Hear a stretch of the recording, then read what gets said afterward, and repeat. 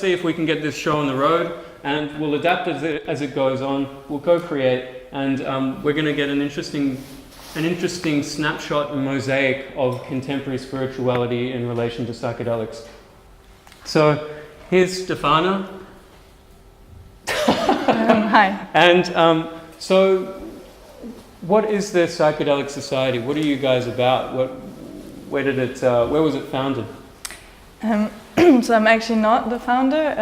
My friend and dear colleague Steve in London. Mm-hmm. And so it's a UK Psychedelic Society, and mainly we're based in London. And in the UK it serves the function of, we create loads of talks, debates, we invite researchers, things like that. It's also really providing a space for the psychedelic community to meet and engage. So can be anything from bring and share suppers to discuss topics, to also yoga, meditation, dance, film screenings, etc. And it's really about both providing places for people with experience in psychedelics to share and discuss, because sometimes can be a lot. And also for people who don't have any experience to gain more information, since it's been such a taboo subject. So that's what we do in the UK. We also do some campaigning. So we have a campaign to reschedule psilocybin. And then in the Netherlands, which is basically what I do, as in other people do that too, but that's all my main focus in the society. We run retreats where we support people on journeys with psilocybin truffles. So that's about the actual experience. Beautiful. And there's an interesting part in there, is in that how you got into this, you fell into this, and many other people have probably fell into a psychedelic experience. You've had psychedelics your first time before. And so what was your kind of experience of your first experience with the psychedelics? I have to confess, I have really not prepared, so I have to really think about it. My first experience with this was with LSD in Brazil. And it was absolutely divine. I was floating in the ocean for about 4 hours, feeling like the earth was rocking me like a baby. It was like a really stereotypical I am one with everything experience. But that is not what made me want to work in psychedelics. That was a very big opening of, like, this is not at all what I've been told. Because I very much grew up with this, like, drugs are bad kind of situation, and slowly through meeting friends and people telling me other things about them, I opened up and I started to see that there's more to it. So when I had that experience was definitely, I think, something that happens when you take psychedelics, that the whole of society is like, it's bad and you're gonna have a bad trip and all that, and then you have this absolutely profound, earth-shattering experience. It starts to make you question a lot of other things that you're being told. So it did start a whole process for me, but the moment that I actually decided to work on something, at that point I was very focused on political activism, human rights work, and I was still kind of thinking like, yeah, I don't agree with psychedelics being illegal, but there's really important things like deforestation and global poverty, and that's what I'm going to pour my energy into. And fast forward maybe, I don't know, 5 or 6 years later, I had an experience with psilocybin in the Netherlands in a ceremonial setting, because the one in Brazil was just at the beach with a bunch of friends, but that was a few years later, was my first experience in a ceremonial setting with the playlist that's used at Imperial College London for the trials with depression. So it's very much designed to get you into deep emotional process. And my mom had died a year earlier, and I've been on a deep healing journey to process that grief. And that particular journey, it just really was I can talk more about it, but there's a very big turning point for me in processing that and in healing, finding my place again in this world. And that was the moment that I was really like, okay, wow, there's a lot more to them, and they're really important and have potential for great healing. And that's probably like most of the experiences of people that are here today. Your first experience with psychedelics was on the beach with Consuelo or something like that, in some beautiful environment, maybe a party environment, but then later you fell into a ritualistic experience of psychedelics. Who here has taken or takes psychedelics? Hands up? Yeah. Okay, so basically everybody here. It's interesting that psychedelics have been such a massive integral part of cultures and experiences all over the planet, but many people within Western culture don't have a structure able to initiate them into that. Would that be something that you would understand or that you take people through? Do you see that that's a problem with psychedelics today? That they're kind of like free and open for anybody to do, and as a party drug, but also at the same time there's this ritual element that people are missing out on. There's no structure within the society for it. Yeah, I think it's one of the main problems with prohibition is that people still take them but don't have very much information on how to do it, and the vast majority of people I think still experience psychedelics for the first time at festivals, and I've worked in festival harm reduction before, and like that's when you get to see really those cases that it's just like all over the place and can be very traumatizing. And yeah, at the retreats that we do, I mean, it started out initially as, I'd say like initially it was about 2/3 of people who had psychedelic experience already. And we're really looking for more ceremonial context, because part of what we try to do there is when you think about it, I mean, most people here have taken psychedelics, so you probably know about ayahuasca and San Pedro and those, but that's from Latin America and South America, and mushrooms are really the medicine of our lands, and very, very few people are working with them, and it's kind of like, you know, there's a part of the work that we do that's about reconnecting, trying to reconnect to some sort of traditional medicinal use with those plants. So people come even with experience of psychedelics to connect with that, but increasingly over the years, and as more research and media have reported on it, we get a lot of people who have no experience with psychedelics whatsoever. So it's really about providing a safe container for them. And something else that I've noticed with some of the shamanic medicine circles I've been a part of is, I mean, absolutely amazing work, but for some people can be very overwhelming, because it's like very strong, you know. There ain't no messing about there, and so the way I guess we have a bit more of a motherly holding, you know, like we really sit and hold people's hands and this kind of stuff, which I think some people need. Some people, I mean, there's a lot of people who also come out of ayahuasca ceremonies totally traumatized. So I don't know to what extent I've answered your question. And there's some very fascinating points in there, and that's one point that I've been fascinated with in that you take the psychedelic of the land of Europe essentially, which was these mushrooms. And so what is the heritage of European mushroom intake? What's the rituals that were performed back then?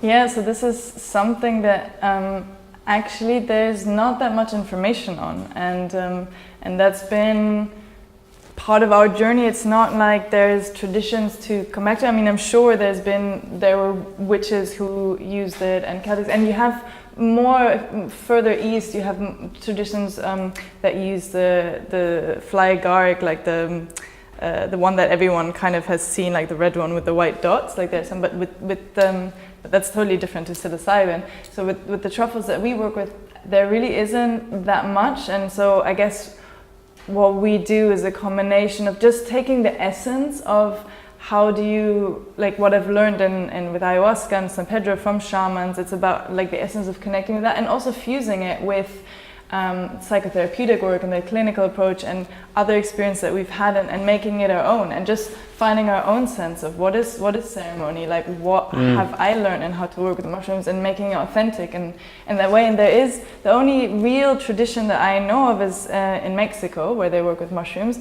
But again, that's totally suffused with their tradition and then Christianity that came, and so it doesn't feel like it's the European. I don't know. This is another interesting aspect of psychedelics, in the sense that, you know, is the psychedelic one part of a larger structure of understanding and knowledge? And so do you think that perhaps and I'm open for everybody to join in, especially Stefana.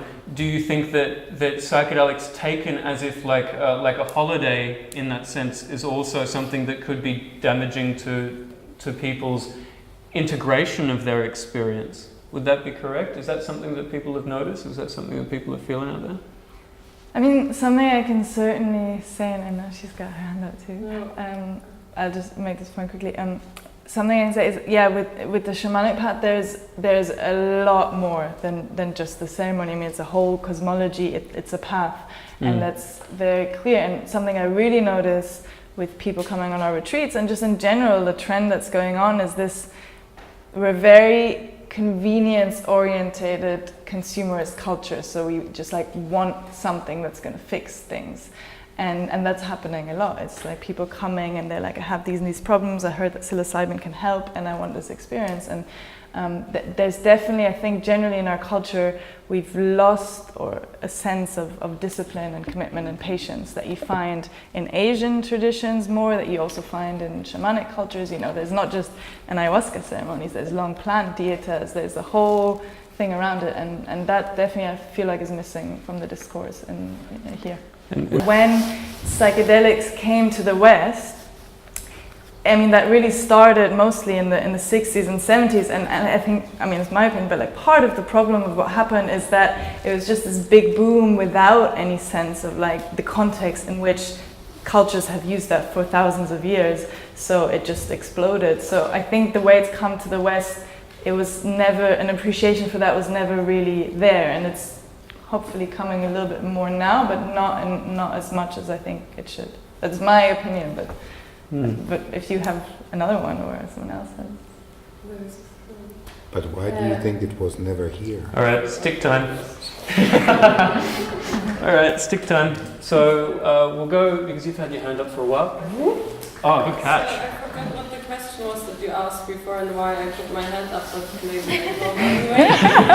I think that the psychedelics also find us in a way. I think it's sometimes not an experience that you search for, but I think there's also a reason why they spread so fast. Like, I mean, when you look at ayahuasca, it's something from the jungle, and shamanic practice, I think, is something very close to nature, and that the folks from the jungle, they've been keeping up this way of living while we westernized and destroy the whole world, and they are there fighting for the spirit of Mother Earth, and that shamans come here.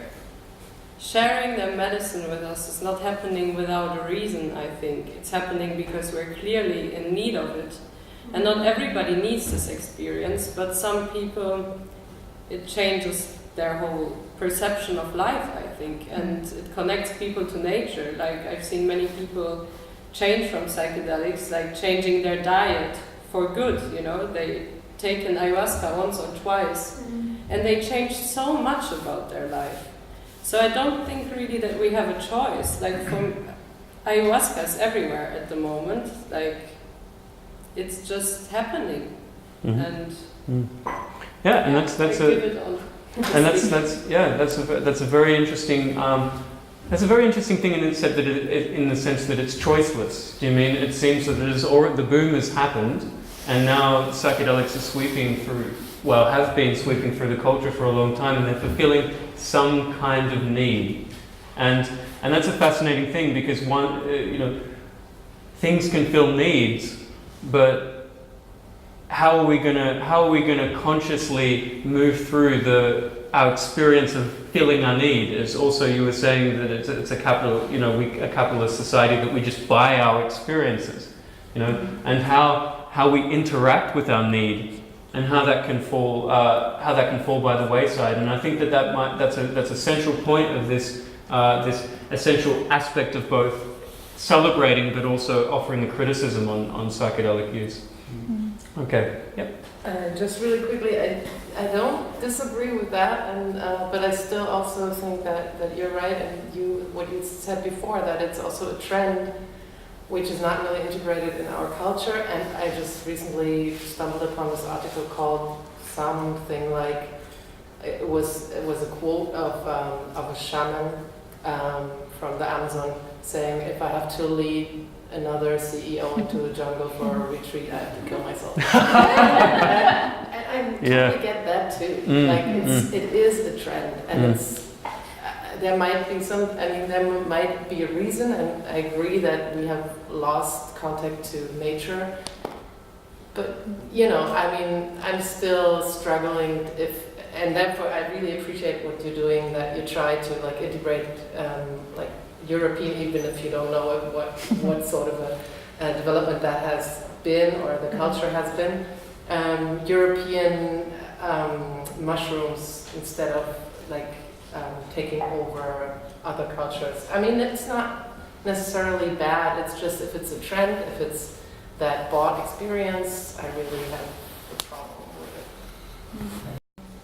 I can throw another interesting spanner in the works around this issue of, or this topic of psychedelics connecting us to, or in the shamanic traditions, how much nature and the spirit of nature is a part of it. And there's a really interesting trajectory that's happening now, in that capitalism is starting to really get its hands on it, and there are some big pharma companies coming in and of course you can't patent psilocybin, but there are ways that you can patent the process, and this is like a huge topic in the psychedelic community right now. Like a lot of researchers like battling back and forth around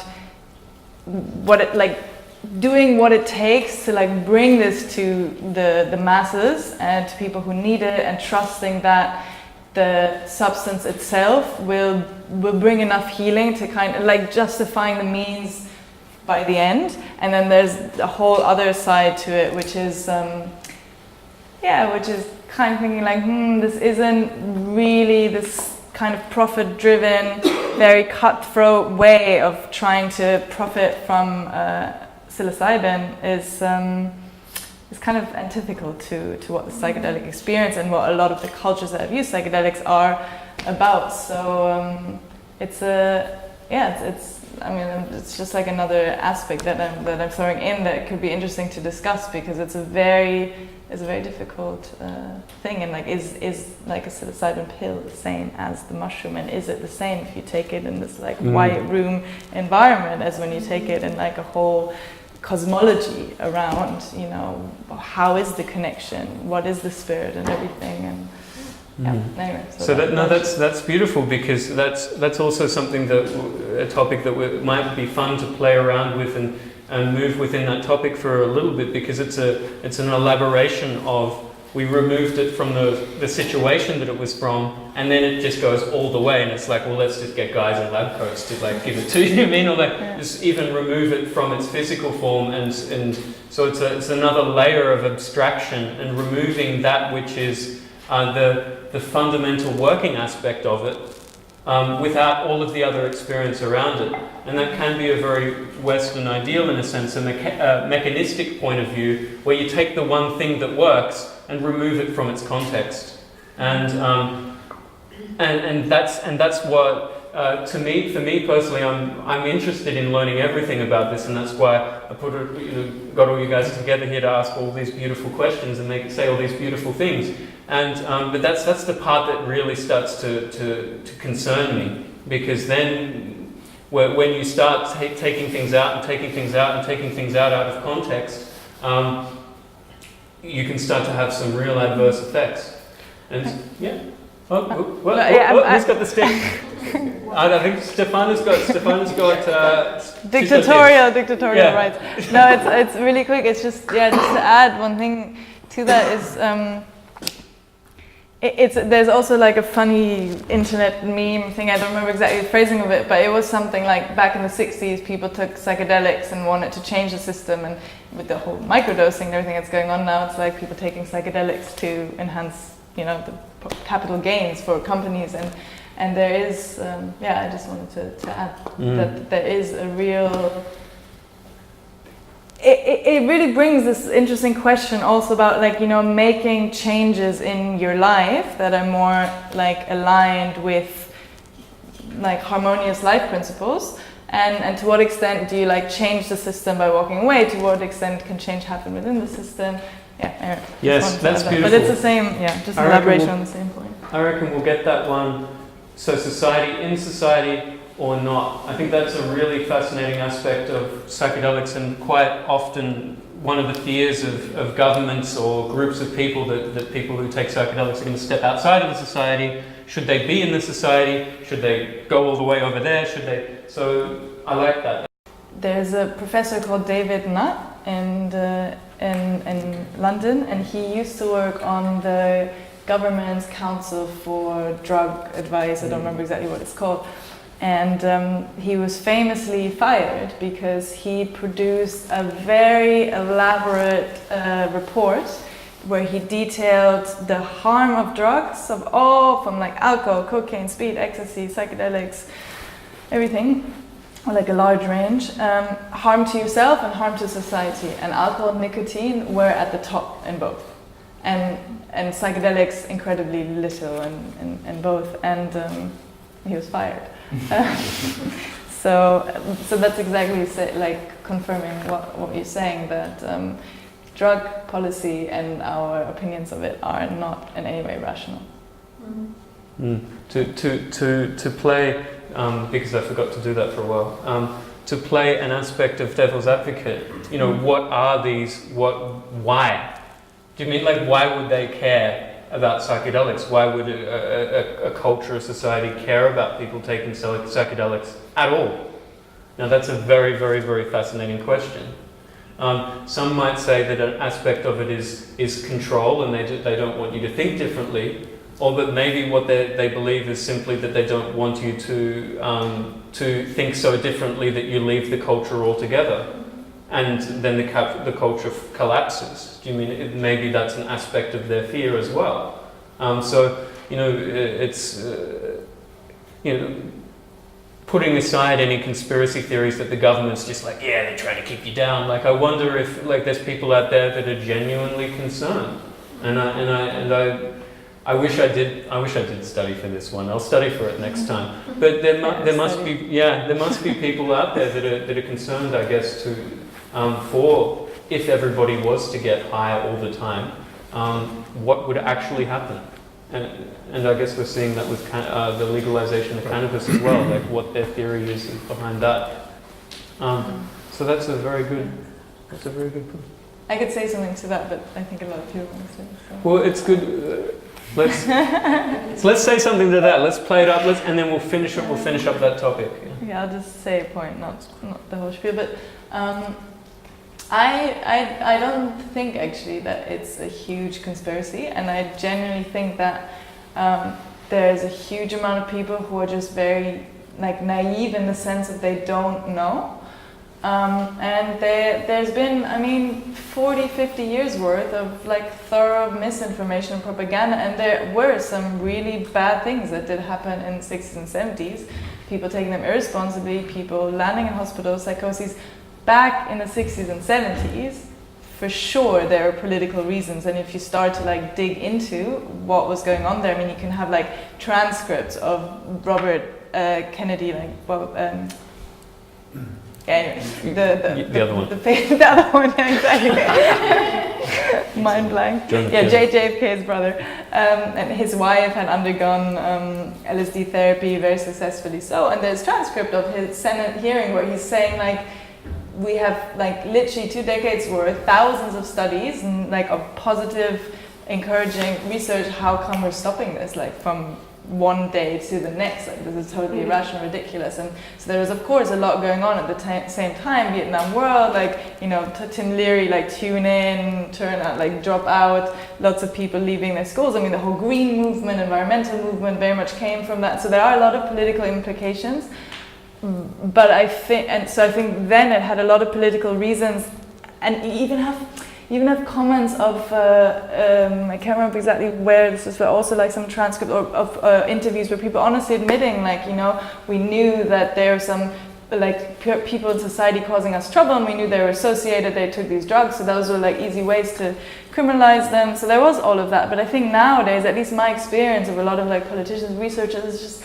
the majority of people who haven't taken psychedelics just generally believe like all the things that we have been fed for the last 40 years. So like, I'm not saying there aren't any political implications at the moment, and I think people are nervous, but I don't think it's a big conspiracy. I think there's like a lot of people who are generally worried about like mental health wise, what could happen. But, yeah. Unless they go back to the report from Mr. Was he David Nutt? Unless they look at his report, which would indicate the opposite. Yeah, but the problem is that when people's like deep fears are triggered, it's like it goes deeper than just like mere reason and rational information. So it's because if that was the case, then the problem would already be solved, because all the research is pointing to that. We wouldn't be having our response to alcohol, etc. I mean, it's at least more complicated than just mere like rational choices, I think. Alcohol, of course, was a ceremonial drug as well, and it gets taken out of its context, and then we see maybe it's not because alcohol is wrong; it's simply because it's taken out of its ritual that it's at the top of John G. Williker's list of bad things. So that's a beautiful insight. It's also far more dangerous for the body than mushrooms, for example, like alcohol. I mean, it's not the same thing, even if you put it in a ritual. But it's more dangerous for psychosis, though. You know what I mean? Like psychosis can occur, as far as I know, with heavy doses of psychedelics, in which alcohol psychosis can happen, but that's when withdrawal occurs. Permanent psychosis, I don't think is an aspect of alcohol. No, but you can have alcohol poisoning and also die from an overdose of alcohol. Yeah. But I wanted to make a point about what you said about ritual. I think it's true, but I think it's also about what is it about the ritual that prevents it from being addiction. And I don't know, it just came to me, but I think it has to do with intention, because a ritual is all about what's the intention of holding it. And the reason why I thought that is because I have seen, for example, like rape is quite common in a lot of shamanic traditions. It's like tobacco snuff that you shoot up the nose. And I have many friends who will perform what to me is like a token ritual. And actually I think a lot of people in the medicine circles are addicted to rape. And it's just like rape like in the morning, rape every 10 minutes, rape every few hours.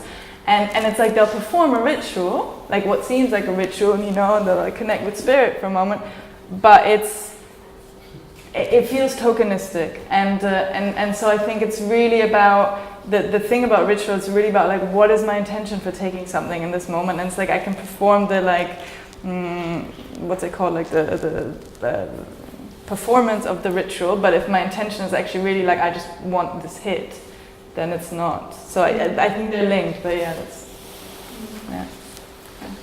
I think that's also what happened in the 60s, that psychedelics became recreational drugs, and that sort of took that spiritual aspect away from them.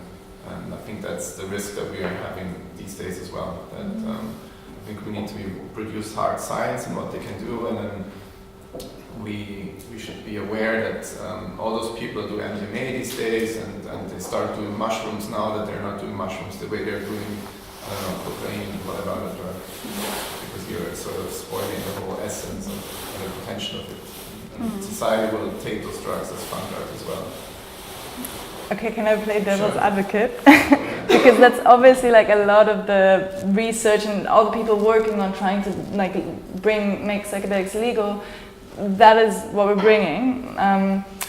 But I do think like there is a part of me that's like, there's nothing inherently bad about recreation. And I have taken psychedelics recreational, and it's also okay to have fun and to have a good time, and for it not to be like a deep therapeutic processing all my emotions experience every single time. It's yeah, like so it's this interesting thing where like I think the problem is that then it becomes very loose and difficult and to create safe container, because for some people it might be good and for some people it might not be. But I do think there's something problematic also about creating this big devil around recreation, because it's also okay to just have fun, and it's also okay to just have a drink sometimes for some people. I mean, I don't drink, but for other people, I think it's okay. It's just about the possible consequences that it can have. But yeah. So how do you avoid abuse? How do you avoid that the majority of the people are not abusing a substance that actually has so much potential in the end?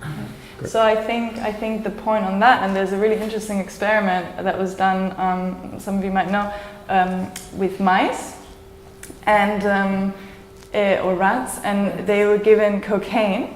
And the story that most people know about this is that they just, like, instead of having food, they kept going to the cocaine and like feeding themselves cocaine and so kind of but what the second part of this experiment that most people don't know is that when they were put in a cage with other mice and like whatever wheels or trees or I can't remember exactly what, but like nice things, they didn't go back to use the cocaine. So the whole point about addiction, it's about creating a healthy society. It's about having, so that when you take psychedelics, even recreationally, it's not from escape. Addiction is all about escape.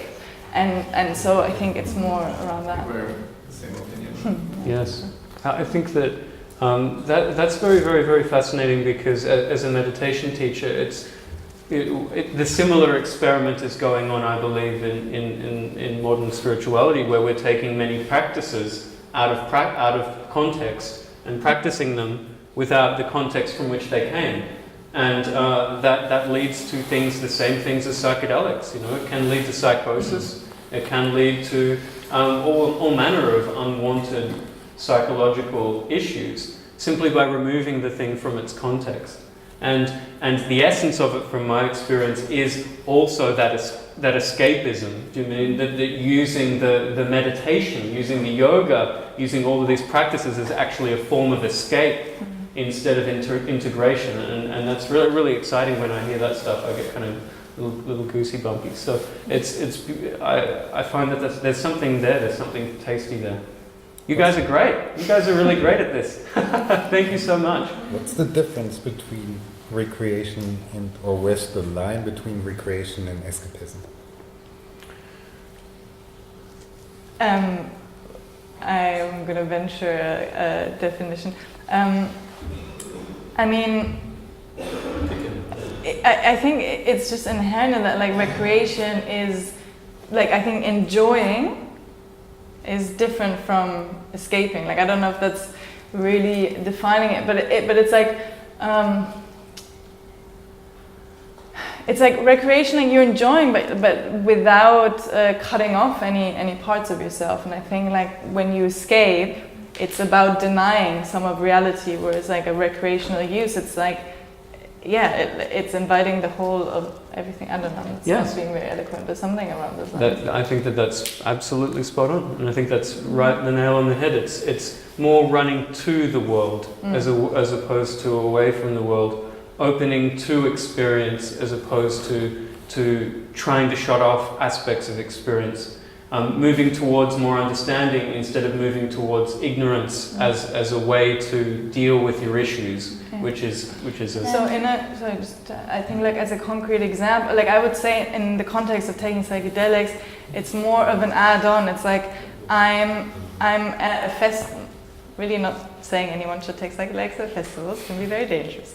But hypothetically, if you're at a party or at a festival or something, and and there's a part of you that's just like, kind of feeling this like social awkwardness, anxiety, like it's not really flowing, I'm not really in the mood, oh, I'm just gonna have a drink, or I'm just gonna take MDMA, or I'm just gonna take a acid, and then I'll like enjoy and be in the flow. Like, that's escapist. But I'm like having a really good time, and I'm gonna, tune into that dimension out of joy. To me, that's recreational, and it's like you have to have a lot of self-awareness and honesty with yourself in order to know the difference, because we all do both. So it's spot on. I think that's exactly it. It's knowing when you're lying to yourself, like it is with most things. Good. And good. Get the pen back in use. That's okay. You hit the nail on the head, really. Yeah. Great. Good. So pen back in use. What's going on over there? We've spoken a lot about context and ritual and the dangers of taking these substances out of that context.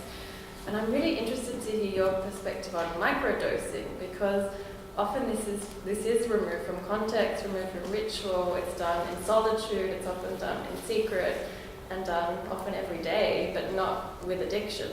So yeah, I'm interested to hear your thoughts. Beautiful. I think that comes greatly into like in society or not, because it seems that these people, if you're microdosing you could go off to a mountain and microdose, really, you could. But I wonder if there's an aspect of microdosing and being engaged in the culture to be more creative, to be more productive, to see things that you often wouldn't see. So engagement in the culture as well. But maybe what is microdosing? What's that about? Yeah, so there are different aspects to it, and it's a complicated issue for me on like where do I position myself on that, because it's not. I don't think it's black and white. So first of all, I know quite a significant amount of people who used to be on antidepressants and then started microdosing, and it supported them a lot, and they were able to come off antidepressants. And personally, I think that's better than being on antidepressants. But in general, my opinion is like it's a little bit like this thing about escape versus I think there can be benefits to microdosing, and it can, you can really work with it with intention, and you like to explore yourself, explore how you engage in your environment, learn more about yourself. But just my own personality, it's like I don't really like to do anything that becomes a like regular dependency. So like a lot of people who microdose a lot, it's like this, every 4 days I'm going to microdose, and just getting to the state. And it's not like, I'm not saying it's right or wrong, it's just like me personally, like for me, this, like everything, like psychedelics, whether microdose, whether macrodose, all the practices are fundamentally about like how can I find more peace with myself and more appreciation of life as I am. So any thought about like I need my coffee every day in the morning, or I need a drink to be with my friends, or I need to microdose every 3 days, like to me that's not appealing, but that's just my philosophy of life. So yeah. Beautiful. Maybe that also finds a little bit of a nest within context, because I guess what you're saying there is it's an escape, as in the person is taking the microdosing, which is taking a small amount of a drug, as I mentioned before, to avoid working on their social aspects of themselves, or to avoid working on their productivity, or to avoid working on their awareness, or to avoid working on your creativity. Is that what you would say? Right. So it's like using a drug instead of doing the work. Yeah. I think it's more just when it becomes a regular thing. It's the same with coffee. Like sometimes you'll cut it out of your life for a while, and then you'll be like, okay, I can comfortably come back to this. And then as soon as you realise you're waking up and you're like, where's my coffee? Like that's when you then got to kind of pull yourself away again and get into an awareness.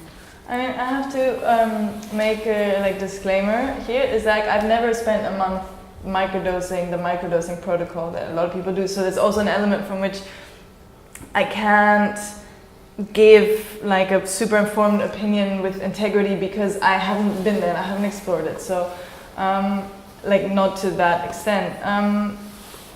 I don't know if it's like a full avoidance of the work, because I think you can work with them, like you can learn and understand, and so it's more dynamic and interactive than just like but it can become that. So yeah. Yeah. So yeah, exactly. It has those two aspects. You can't say either way or make it's like I think part of also what it is, it creates what psychedelics do, is like they create new connections for your nerves to fire. So whereas like for example with depression and like mental illness, a lot of what happens is that like we just constantly stuck in the same groups and same loops of thinking, and so psychedelics kind of wipe the slate clean. So part of with the microdosing, I think, is if you can open those new connections with meditation, with other practices, you can then like as in you could microdose and still do the work, and it can ultimately bring you to a different state. So it's not necessarily avoidance, but I think people can easily fall into that trap of like becoming kind of dependent on it, like you were saying about the coffee situation.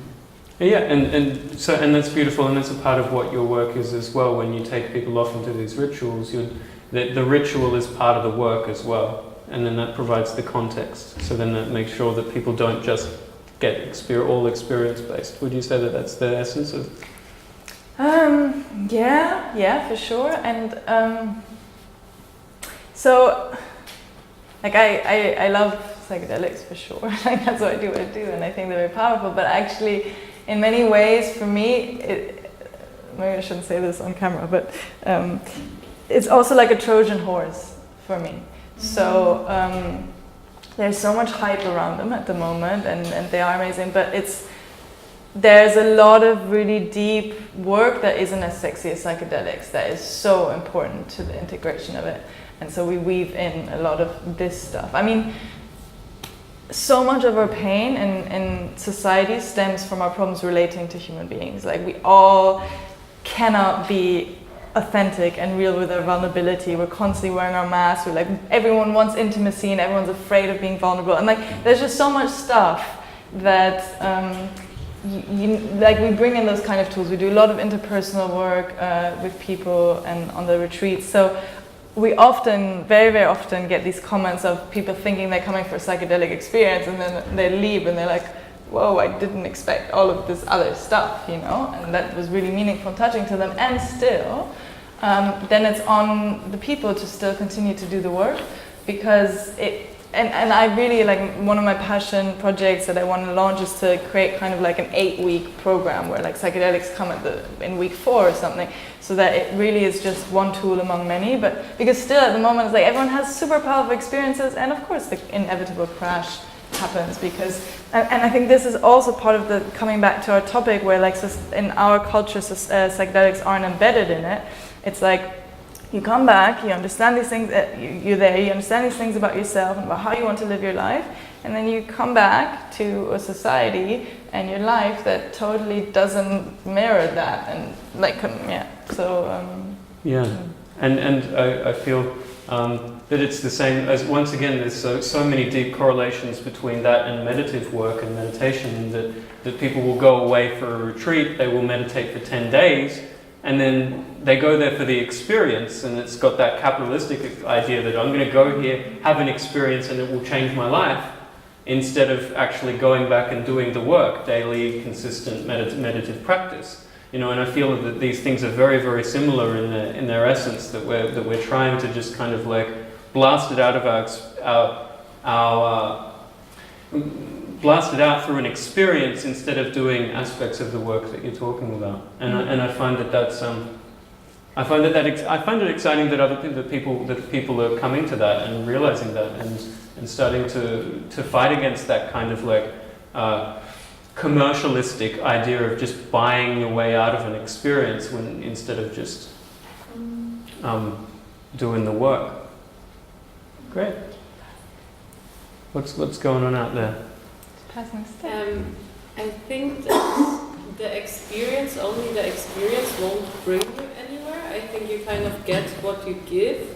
And I think when people decide for like a psychedelic experience, or as I decided to study meditation with Eddie, like there was a whole process before it, you know, and when you felt this decision, you also kind of sacrifice. Like, for example, before doing ayahuasca, you do a week diet or something. So I think that people who go there just have the experience and search for it and force it, they're gonna have the experience and come back and have the same life that they had before. And people who actually invest and really want the change, they will get the change, no matter how, you know, because they want the change. And like, yeah, and then I know a friend who's taken ayahuasca, for example, and had a huge experience and was one with the whole world, and a week later she's back to clubbing every day, taking drugs, drinking, and everything. And for me it was completely different. Like, I don't drink anymore, I don't do drugs, like I meditate on a daily basis, I change my whole food. Like, I think it depends on what you want, and it can be different in every case. You don't know what happens to this person. I feel a little bit of judgment in your words, but really, like, you're not in the shoes of this person. If the medicine should have given you something is a compassion for people. Yes. So if she has a hard time to integrate, you should be more compassionate if the medicine works. I mean, As you It's say, also a judgment. sorry. Stefana's on it. Yeah, you know, yes. This is the beauty of being able to be here with everybody here, offering both of these sides, looking at both sides of these topics, and being able to offer criticism not only to another person but to your own belief, and so everything that everybody has said so far is entirely valid, and including that, you know, including both of those things, and so. I feel that I completely forgot where I was going with that, other than trying to tell everybody to think on both sides. Just go with the flow. Yeah, go with the flow. So what I've got here is I'm slowly building up a little bit of some topics that we can start to choose from as we head towards the end of the discussion, so that we can have like what people really want to chat about. So before we pass over to continue on this topic. There might be a few things up here that we can kind of vote on to have a last few chats about. Yeah. I'll explain these things because it's written in my language. The middle one is like work or not work. Yeah, so it was like you can go there and you can just have the experience but not do the work. Yeah, and the relevance of that, the good sides, the bad sides, and all of those tasty things. This is a big thing within the psychedelic community, that some people saying that there's only so many trips you should take in a lifetime. So what is your? I think it depends. I don't think there's it's like this or it's like that. I mean, yeah, like Alan Watts famously said, if you get the message, hang up the phone. And I can say basically like there's, to me and my personal experience, like they're both true in the sense that I have learn enough from psychedelics to never take them again and just work on that for the rest of my life.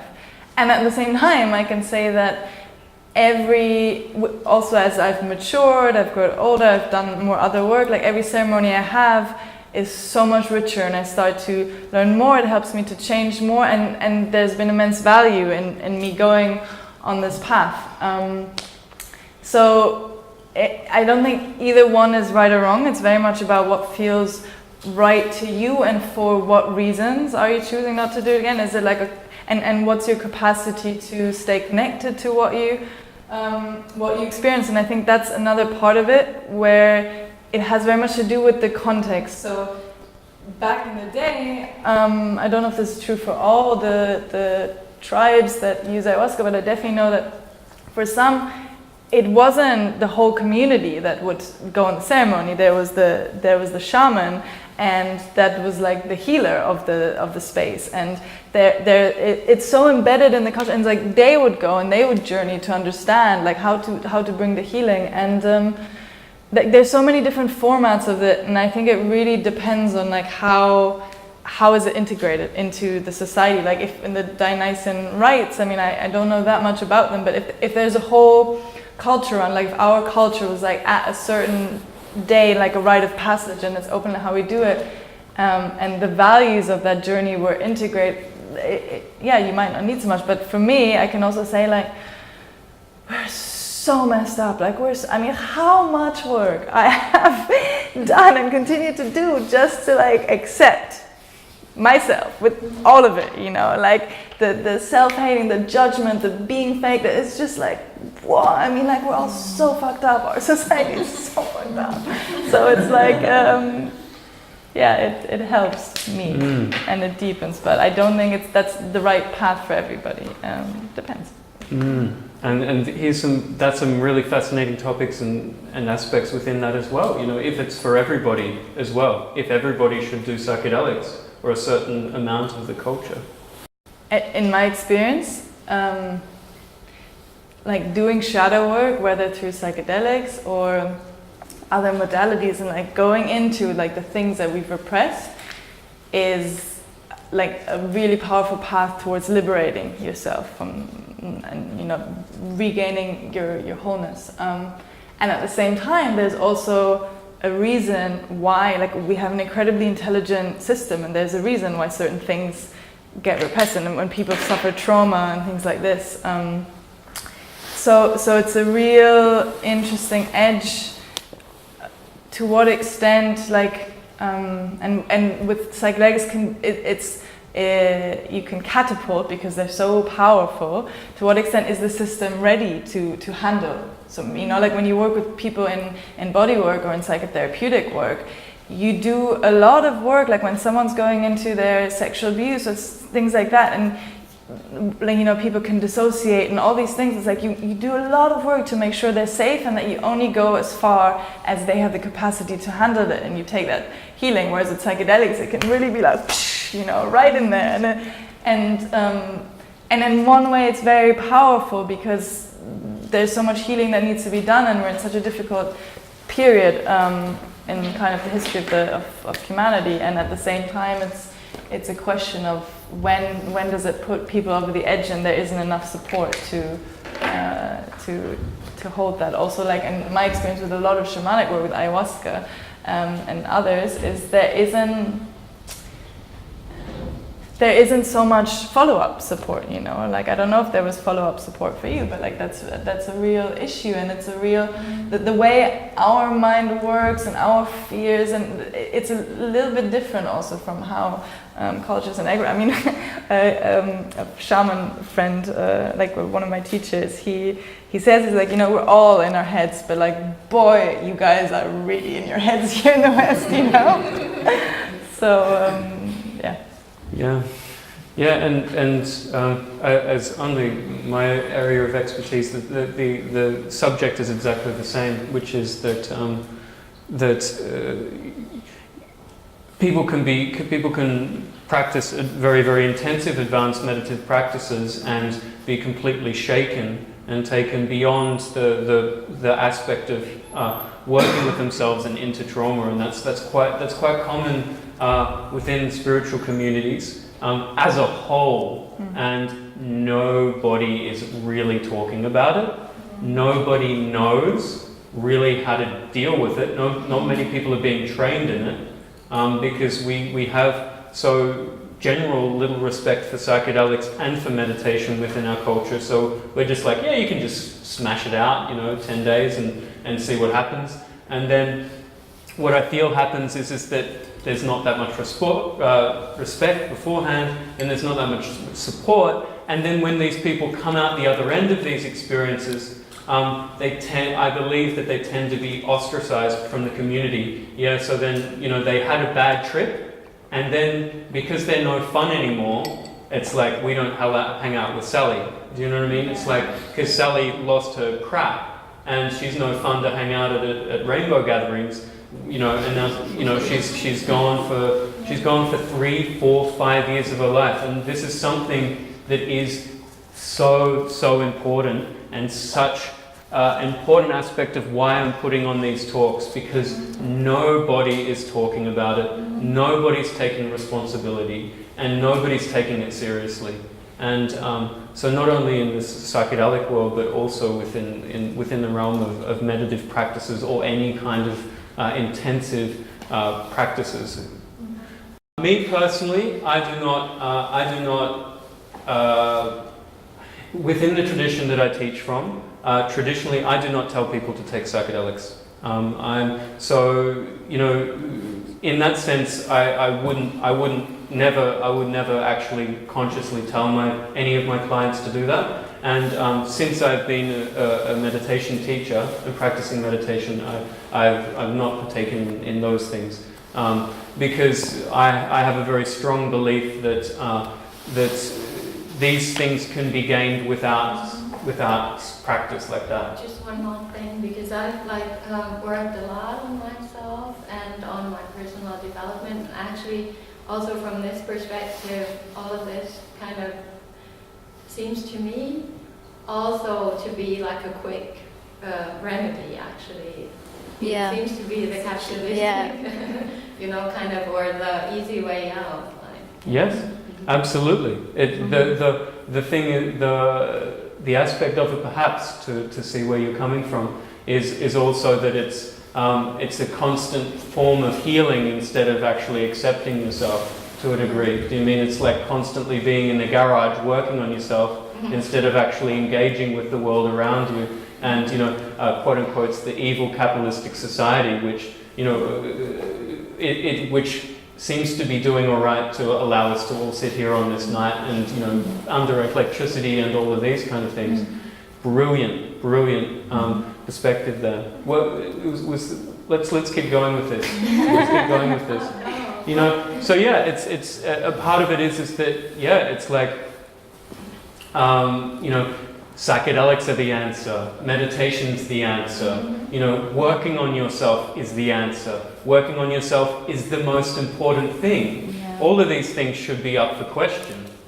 I think it's also just bringing ritual into like everything you do. Like it's not just I'm gonna meditate, that's my ritual, or I'm gonna go take psychedelics, that's my ritual. It's like when you're cooking, that's a ritual. Before you go to bed, that's a ritual. And I feel like all of those things, it's just self-care at the end of the day. Yes, that's also a beautiful perspective on it. But let's start, like, because we've got this nice little ball rolling, this flipping ball rolling. You know, what about not making everything a ritual? Do you mean, and not waking up in the morning and just like, I hate myself because I haven't meditated, done my neti pot, done yoga, already gone for a cold walk, had a cold shower, ate my muesli with, you know, God knows what in it. You just wake up and just be a human for 5 fucking minutes, you know? That's also something that we can keep flipping over here. Great. So let's do. Are you handing up over there?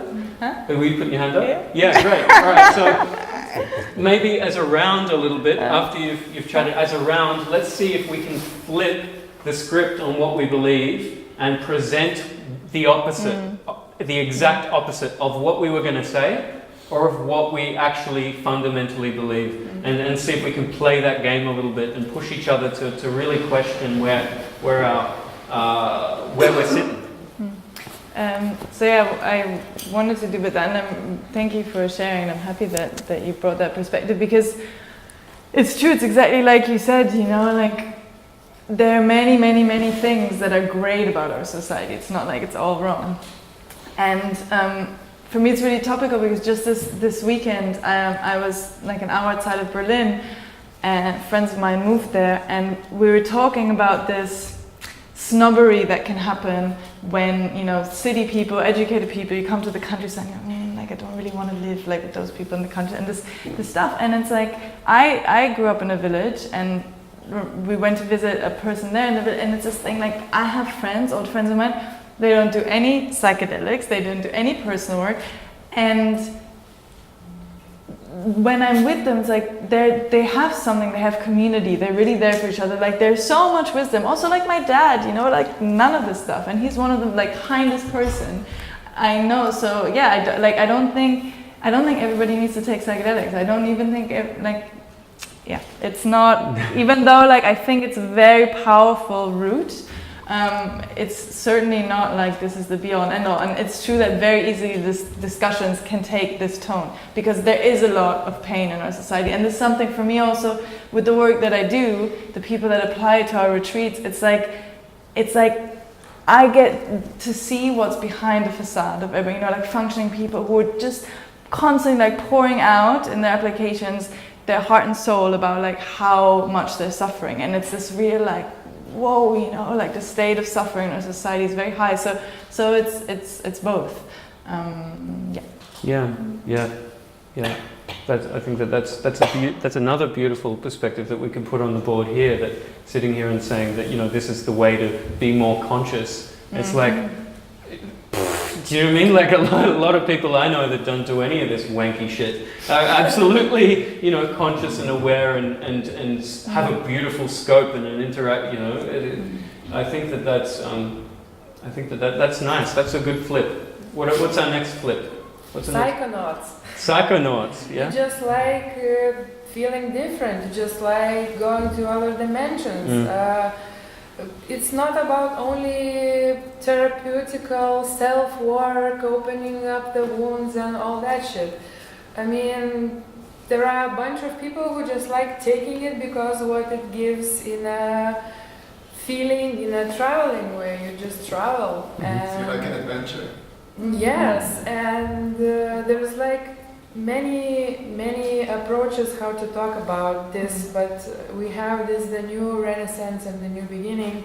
So people are confused how to start talking because there's so many topics untalked that it's like everything. How many workshops, talks I've been, there's always everything inside. It's just like super difficult to, how to say, make it smaller topics out of this big thing. Yeah. So yeah, it's just a beginning of a new great thing, I believe, and it's just getting better and better. More people are waking up, but I believe that if you are not meant to be unplugged, you will never be unplugged. I mean, if we were born already inside, we have it. If you can be unplugged, you will be at some point of your life. If not, you can go all the retreats, do your meditations, eat your muesli organic for 10 euros a bag, and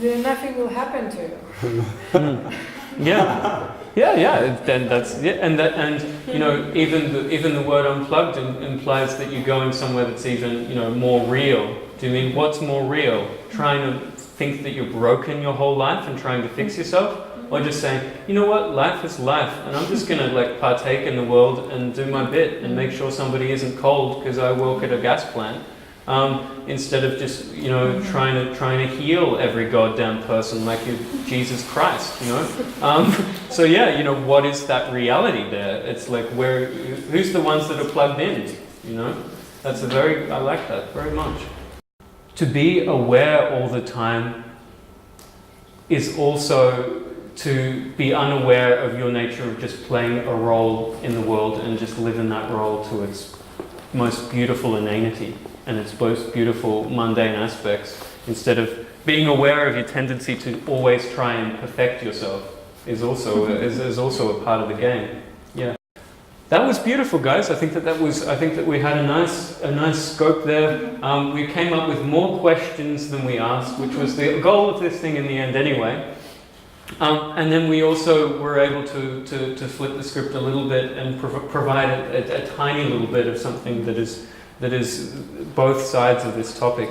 But as you can see, this topic is just immensely dense, and we probably could have gone into any one of these, and maybe will in the future, on a deeper aspect. I know Stefana's always here at the Co-Creation Loft. Maybe one day we'll just pick one of these and we'll just go all the way into it. But was there anything that you wanted to add on the end of our little chat-seat? I don't know how much of a download it's going to be, but I guess I'm just still sitting with Tarn's point, because I really think it's a huge issue, and like I am very often unpleasantly having to like look at that also in myself, because of course like so easy for that to happen. Like you lead a retreat, everyone's projecting all over you, like had the most amazing experience, like ooh, like I work in psychedelics, I'm so special. Like it's so easy, it's so easy for the ego to just be like, ooh, I'm sitting here giving a talk, ooh, like that. But like it just happens. And also like looking at so many spiritual, like it doesn't have to be with psychedelics, it can be with anything, and it's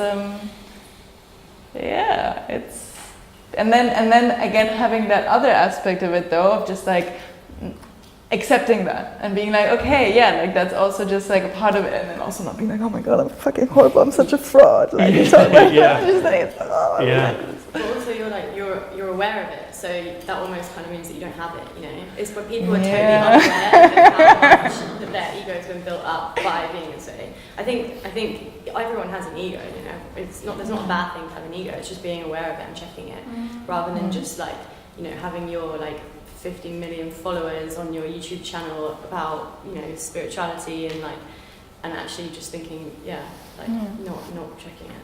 I think, I think the thing is also with psychedelics, why it can give you this like elevation. I think that the biggest thing about this all is just like whenever you find yourself in this trap of like, we are more conscious, like if everyone was just like how we were then in the world, like this kind of, then you're always like, oof. Yeah. If like, I mean, Yeah. It's like a Yeah. big Yeah. I think. And I do have one question. Is there a tagline or a claim from the Psychedelic Society?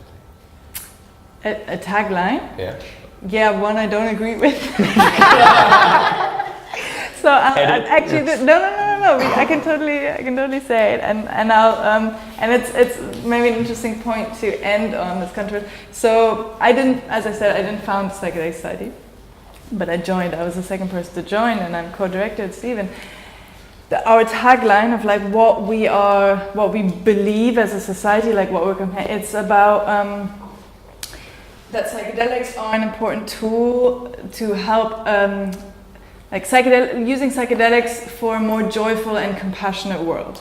That's kind of the tagline. And the reason that I have an issue with it is, and that's why it fits where the talk has gone, is not because I have a problem with joy, with compassion, but it's, to me personally, and this is also what psychedelics have brought me to, or all my work to, is authenticity. Like what's actually real is that's where my interest is.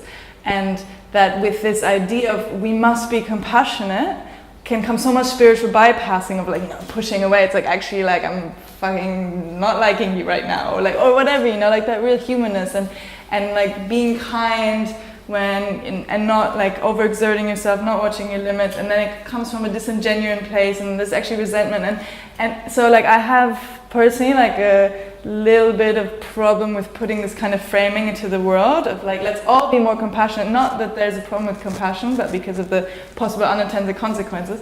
But that is the official tagline of Psychedelic Society at this point. And that's, you know, that I think that's really a testament to Stefana, and that's why I got you on here. That ability to just to really question those things, and I think that I think that as a whole, the whole spiritual thing, you know, if you really want to help people stop being such high-minded, you know, self-righteous pricks, you know, that's probably the first place you got to start.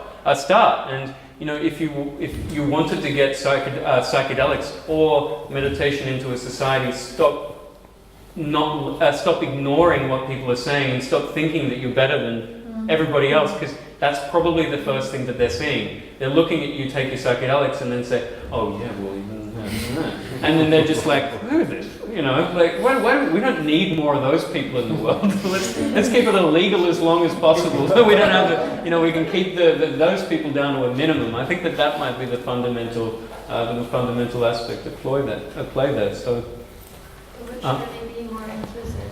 Yes, exactly. Yeah, yes, and not in a way of more inclusive of people who think just like you. You know, more inclusive. I was very open when I came here. Yeah, exactly. You know, it's so easy to do. It's so easy to do, but that's what these talks are about, and I think that that's a new phase of understanding what contemporary spirituality really is, instead of something that's people preaching to the choir. You know, the same people just creating a club and stepping away. I believe that the future might be more real and true. As you're saying there, you know, joy and compassion are values, yes, but competition and speaking your mind and all of these things are values as well. You know, virtues are what got us into trouble in the first place with many religions of the world, saying that one thing is better than another, that joy is better than sadness, you know, that compassion is better than competition. Do you mean virtues are the beginning of starting to become less inclusive, instead of taking all values as somehow meaningful?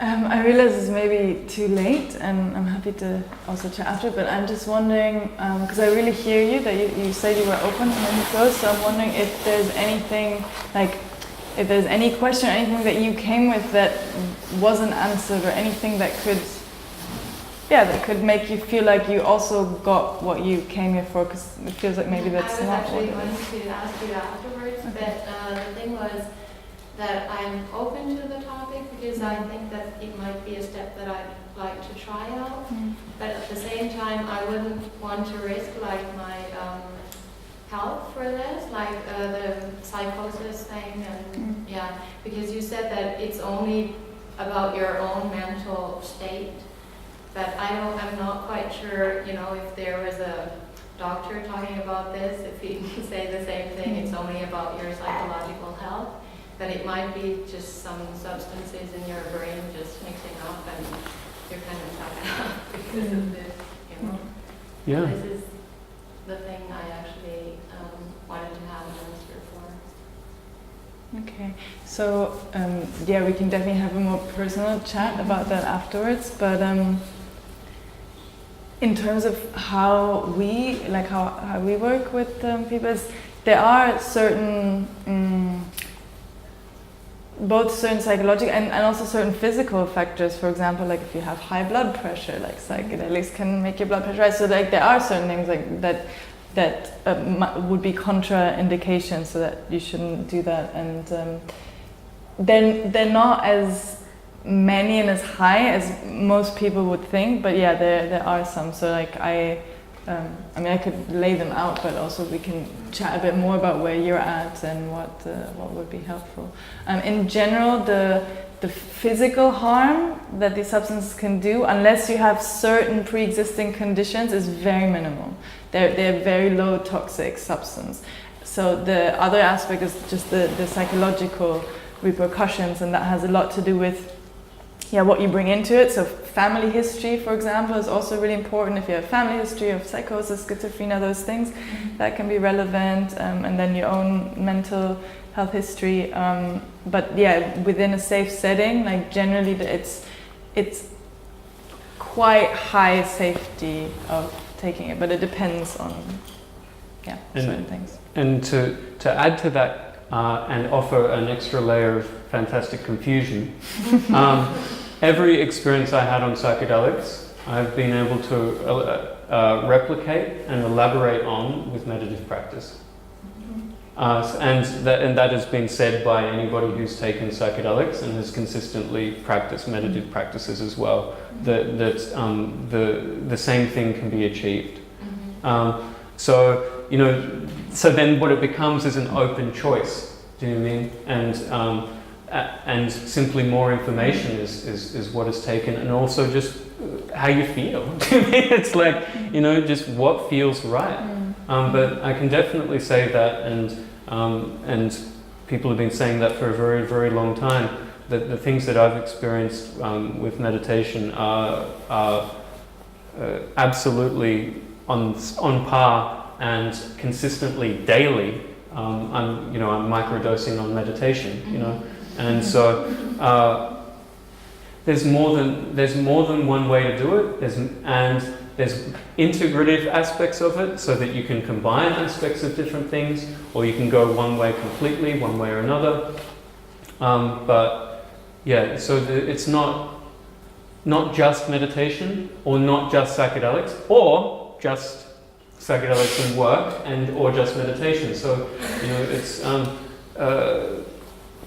thanks for even more confusion. Yeah, that's it. Yeah, I couldn't help but try and present an aspect of truth. I think that was very rewarding what you just said. Thank you both. Thank you, guys. Thank you. You are absolutely amazing.